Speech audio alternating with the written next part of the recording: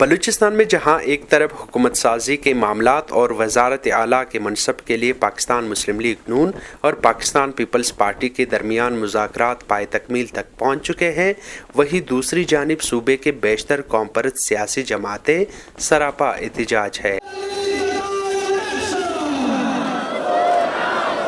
ملک میں 8 فروری کو منعقد ہونے والے عام انتخابات کے تقریباً 2 ہفتے بعد پاکستان مسلم لیگ نون اور پاکستان پیپلز پارٹی نے دیگر جماعتوں کے ساتھ مل کر اتحادی حکومت بنانے کا فیصلہ کر لیا ہے، جس سے غیر یقینی سیاسی صورتحال بالآخر ختم ہو رہی ہے۔ سیاسی مبصرین کہتے ہیں کہ بلوچستان میں حکومت سازی اور وزارت اعلیٰ کے منصب کے لیے دونوں مرکزی دھارے کی سیاسی جماعتوں کے درمیان مذاکرات فیصلہ کن مراحل میں داخل ہو چکے ہیں، جس میں بلوچستان کی وزارت اعلیٰ کے منصب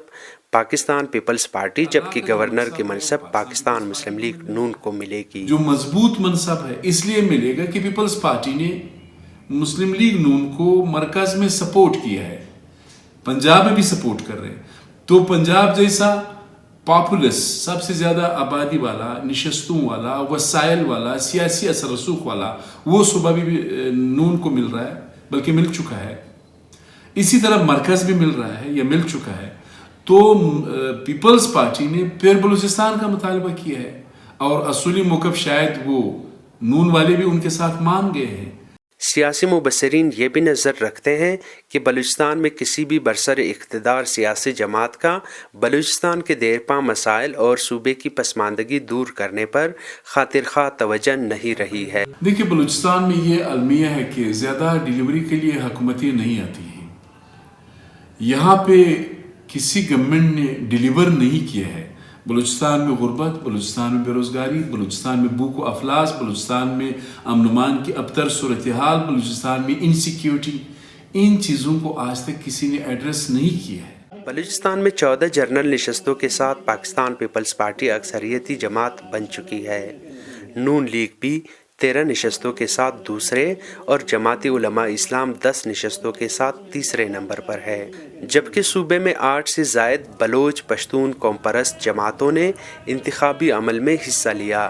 تاہم اس میں صرف 4 جماعتوں کو بلوچستان کی صوبائی اسمبلی میں نمائندگی ملی ہے۔ قوم پرست جماعتوں میں سب سے زیادہ نیشنل پارٹی 3 نشستوں پر کامیاب ہوئی۔ گزشتہ عام انتخابات میں 10 نشستیں جیتنے والی سردار اختر مینگل کی بلوچستان نیشنل پارٹی صرف 1 نشست تک محدود رہی۔ اس طرح عوامی نیشنل پارٹی کے 2018 کے مقابلے میں نشستیں 3 سے کم ہو کر 2، جبکہ BNP عوامی کی 3 سے کم ہو کر 1 نشست رہ گئی ہے۔ وہی بلوچستان میں محمود خان اچکزئی کی پشتونخوا ملی عوامی پارٹی کو سب سے زیادہ دھچکا لگا ہے، جس کے حصے میں صوبائی اسمبلی کی 1 بھی نشست نہیں آئی۔ اس ملک کے اور خاص کر اس پسماندہ صوبے کے جو اپنے حقوق کی بات کرتے ہیں، جو جمہوریت کی بات کرتے ہیں، جو پارلیمان کی بالادستی کی بات کرتے ہیں، یہ سن 1988 کے بعد پہلا موقع ہے کہ پشتونخوا ملی عوامی پارٹی انتخابات لڑنے کے باوجود بلوچستان اسمبلی کی کسی نشست پر کامیابی حاصل نہ کر پائی۔ کوئٹہ سمیت بلوچستان بھر میں مبینہ انتخابی دھاندلیوں اور نتائج میں رد و بدل کے خلاف 10 سے زائد جماعتوں کی جانب سے احتجاجوں کا سلسلہ جاری ہے۔ بلوچستان میں سیاسی معاملات پر گہری نظر رکھنے والے تجزیہ نگار عرفان سعید نے JB کنیکٹس کو بتایا کہ قوم پرست جماعتیں پہلے سے ہی کمزور تھی، تاہم ان کی پوزیشن اتنی بھی کمزور نہیں تھی جتنے انتخابات کے نتائج میں نظر آ رہی ہے۔ تھوڑا بہت برج کا کام جو کر رہے تھے، جو آکسیجن تھی آپ کے لیے بلوچستان کے حالات کو نارملائز کرنے میں، میں سمجھتا ہوں ان نیشنل جماعتوں کا بھی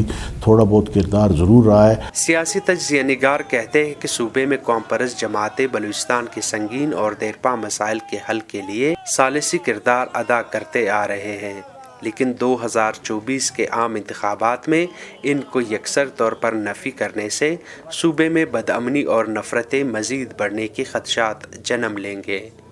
عطا کاکڑ، JB کنیکٹس، کوئٹہ۔